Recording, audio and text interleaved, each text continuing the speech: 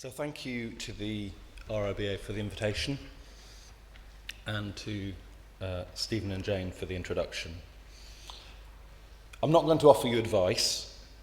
There's some wiser heads following on from me to do that. And I'm not going to engage in futurology. So you've got a very interesting panel after lunch who are going to be doing precisely that.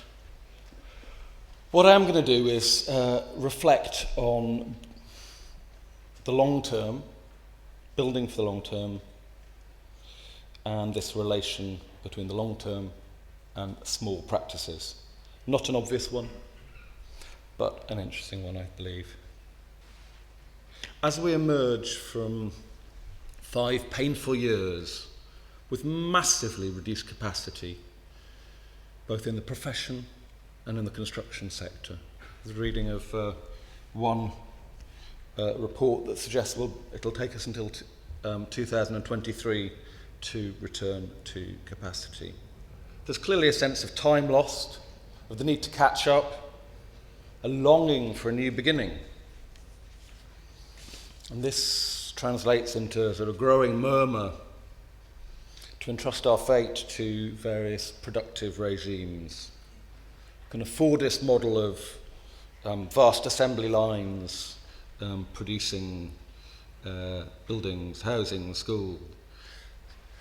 It's going to post-Fordist model of customization of standard stock and a kind of digital dream of responsive matter that shifts in response to our needs and desires.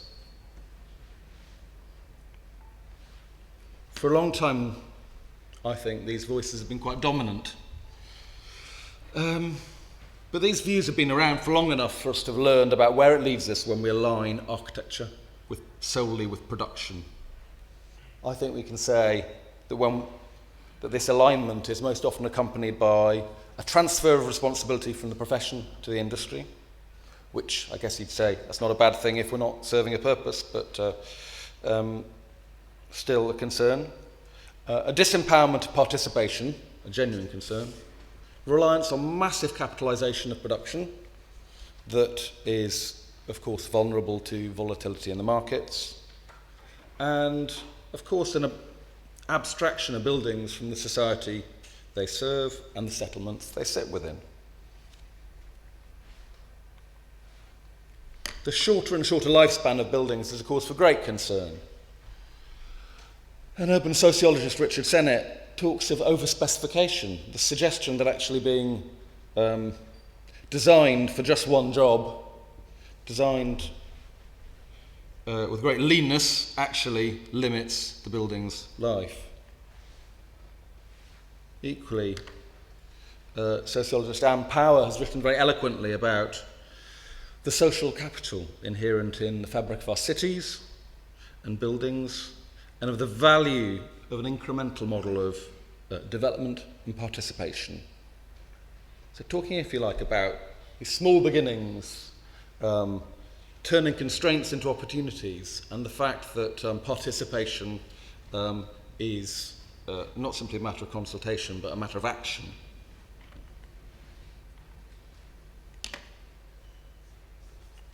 Because buildings are very durable artefacts, we're always living in someone else's house.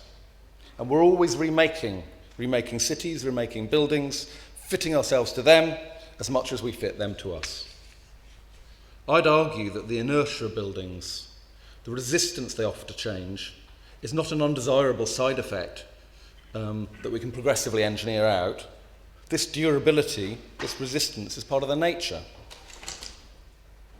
When we situate it, rather than abstracting it into something about production, architecture is always about change. It's about change to somewhere and for someone. And I believe it's this process of transformation where the essence of architecture lies, affecting change both to matter and to minds that resist. Even the most expensive regeneration projects, such as the Olympics, can't erase the deep structure of topography, infrastructure, land divisions, a ragged assortment of neighbours, in short, the city. In this perspective, Viollet-le-Duc's dictum seems particularly relevant for reconsidering our profession when he says, an architect can only form part of a whole. They begin what others will finish, or finish what others have begun. And it seems to me that as a profession we need to relearn both parts of this statement. My firm, more by accident than design, has spent the last 10 years focusing on finishing what others have begun. We've had to learn to play our part in the collective project of the city, whether as an addition to an urban building or remaking a street, a block, a district, to become amateur historians, archaeologists, to find out the why behind I wouldn't start from here. We've had to learn opportunistic design skills, learning to keep as much as possible, yet still transform, to turn buildings inside out, to invert their use in associations. We've learned to interpret the capacity of existing structures and networks.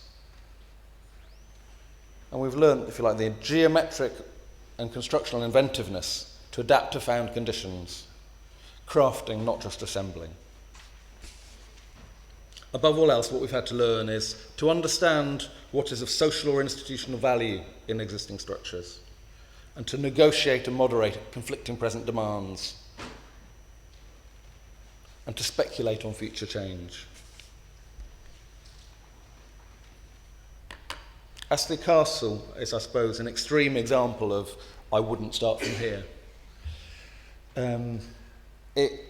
After a fire 30 years ago, it had had cycles of freeze-thaw which had humbled the walls, reduced it to a shell fallen down in the middle. We improvised a new house to stop the old one from falling down.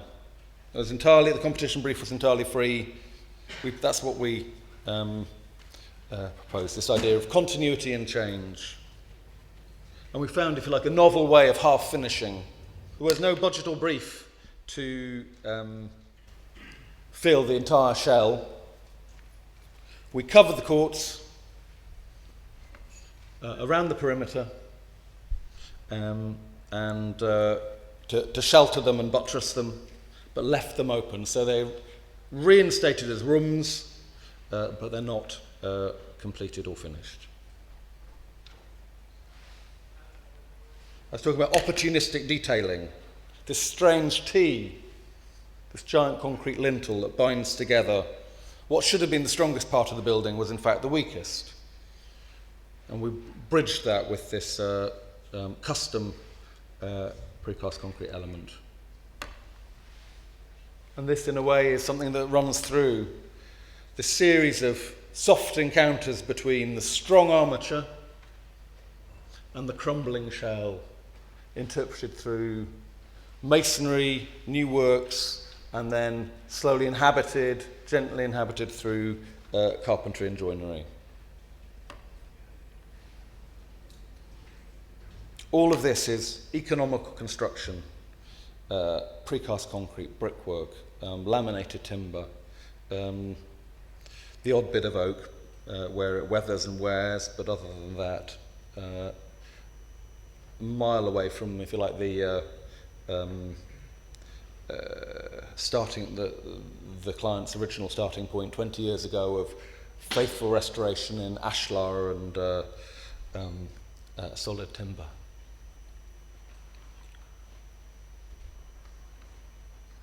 We disciplined these different conditions and responses and counters into a simple scheme, which is partly what enabled us to keep this and respond and respect this kind of rotten tooth that we inherited, bound together with a brick and concrete armature, and then lived in, inhabited through this carpentry and joinery. It had been a hotel, so beyond its kind of the White Queen and other kind of more famous inhabitants. After the war, it kind of enjoyed this decline, but actually great popularity as a hotel. And we there was, as often is the case, not a lot of documentation, but we knew about this. We knew about, we heard bits and pieces, but what was essential in all our thinking about it was this idea of its habitation, this idea of a kind of collective house. Because it's a house for short rentals, it isn't a private house for a client. It's something that where people go for a short time to be with friends or family. And I think this combination of this spirit of the collective and this care for the existing fabric, we've had a very surprising and kind of warming reaction from the many locals who have strong memories of it. We even had a woman who wrote to us to say, I had my first wedding reception there in the late 60s. I came expecting to hate it, but because you've respected it, because you've retained and responded to these memories, in fact, she loves it. So in a way, there's this sense that we're part of this chain of generations, there's this accumulation of stones, and that we're just the stewards of those. On larger projects, we've had to learn to begin what others will finish. This is a project for Amnesty International in Shoreditch, which was a collaboration with another small practice, Guerrilla, which is what enabled us to meet a tight programme of 18 months from competition to completion by sharing our capacities.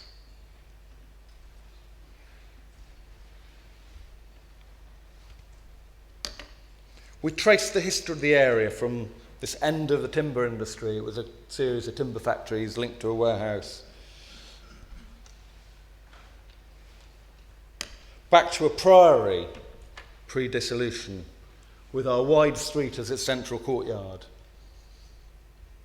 And this history helps to explain the hybrid quality of the area, this mixture of the institutional, the domestic, the utilitarian.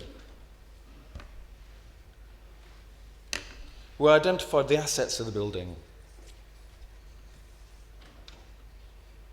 Its high ground floor, its shallow floor plates, its good quality of light. If you like, almost these essential first steps before we go crashing in, removing things, to actually understand what the qualities and capacities and assets are.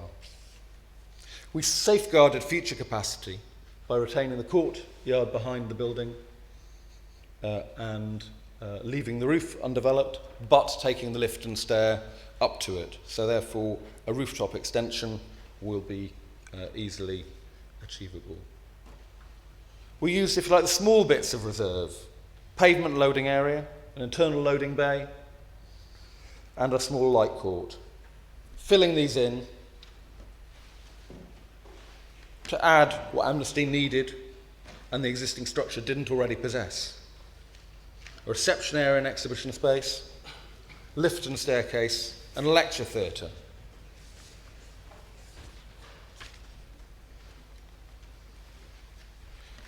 Improvising then this foyer, which for much of the week is just a modest entrance, and then when there are lectures and events, holds 250 people in this kind of intimate and theatrical way.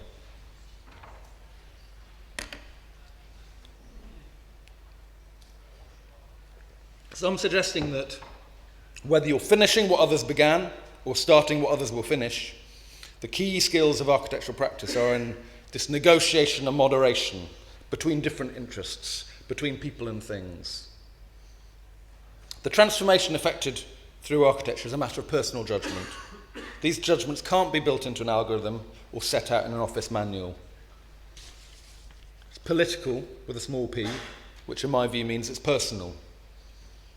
And I think this carries interesting possibilities for smaller practices. Suggestion that you don't have to be a large practice to help effect profound change.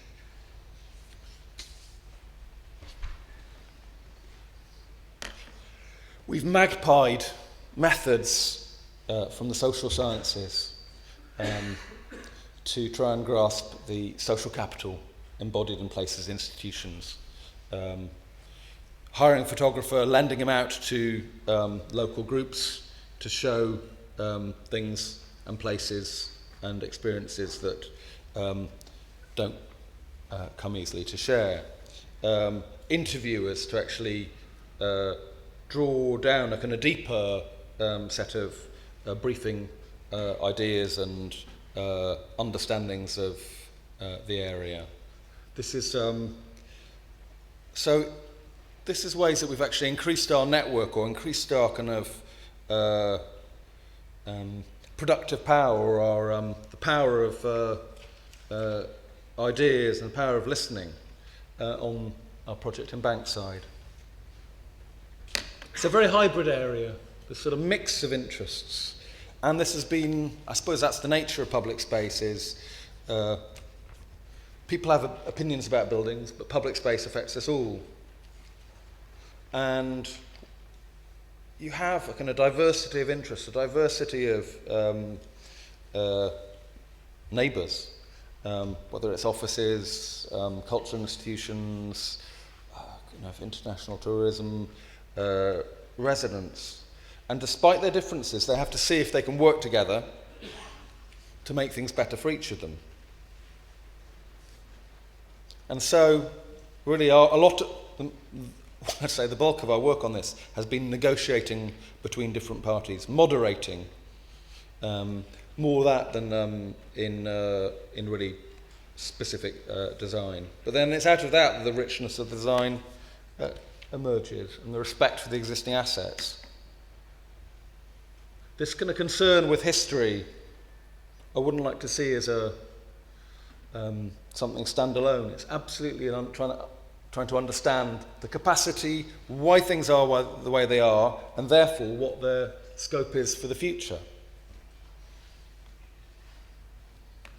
Understanding of where sharing, or the kind of collective institutions, a yard between two schools, local shops, a university campus, enclosed but which could, or kind of enclaved but which could open out, a whole series of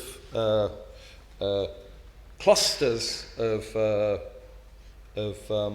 social and economic life considered as the heart of the project. And then the kind of typology of existing streets and squares, trying to understand where this, or what the possibilities are for this random accumulation. I think Joseph Rickwood talks about the city as something combining the willed and the random, and this is absolutely the case here, because it's a kind of process of accumulation. So we set out this vision about 7 years ago now, called the Bankside Urban Forest. There's something of a provocation, this idea that the density and intensity of the buildings might be reflected in the density and intensity of the public spaces, and that even a kind of richness or depth of planting and small public buildings could potentially mitigate some of this increased intensity. We set that out 7 years ago, and with as a strategy and a series of projects. And of course, those projects have to develop opportunistically according to the funding. So this idea of a forest grove in front of Tate Modern, which Vocht are realising when the extension is complete. A small square with a cafe and a former public toilet, reworked with a road closure, doubling the amount of public space, a small canopy on the south side of the cafe. And then, latterly, an emerging project at Elephant and Castle, protecting and preserving these awkward elements, like the Faraday Memorial and the Bakerloo Line entrance, these things that are, there's an awful lot of kind of energy and willingness to sweep away, but which carry a great price tag to sweep away because of the infrastructure they embody, but also which have a real value, which are this kind of record of what was the future.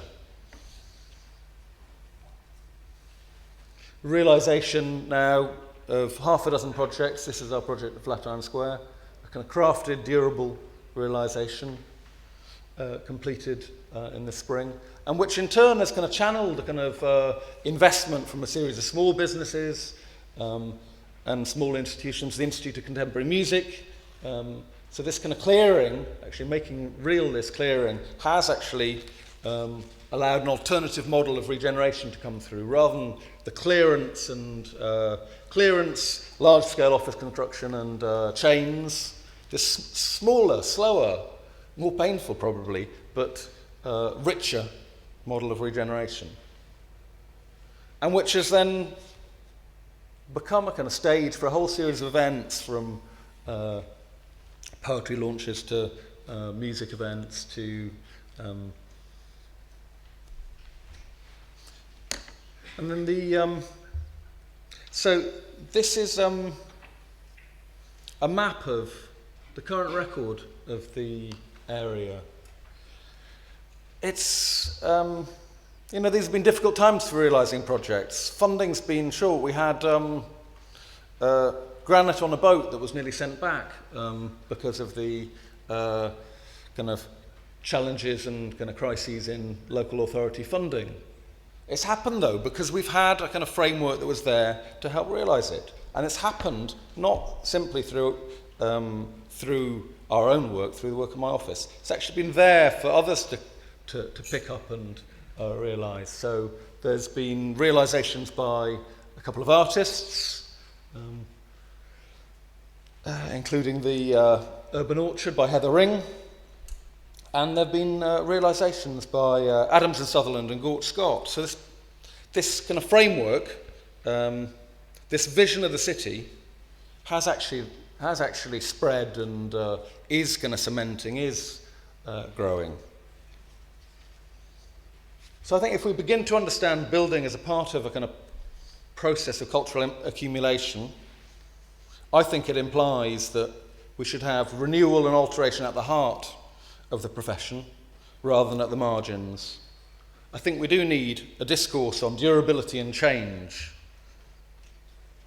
and bridging this split between conservation, freeze, and just demolition and free for all. We've tried to develop a kind of understanding, and I think this is a kind of subject of conversation with colleagues, of these kind of continuities and differences between the scales and speeds of architecture, between interiors, architecture and urban design. I think this question of interpreting the capacity and value of existing structures and networks is essential for us to be able to take advantage of this. And this is the thing that actually enables us to scale up and power up from relatively modest and small scale and relatively slow interventions to actually a transformative power. I believe that all of these issues and questions are well served by the personal judgments that are at the heart of small practice. So I believe that if we have the ambition and the commitment, that between us we have the capacity to help our cities and institutions achieve transformational change. Thank you.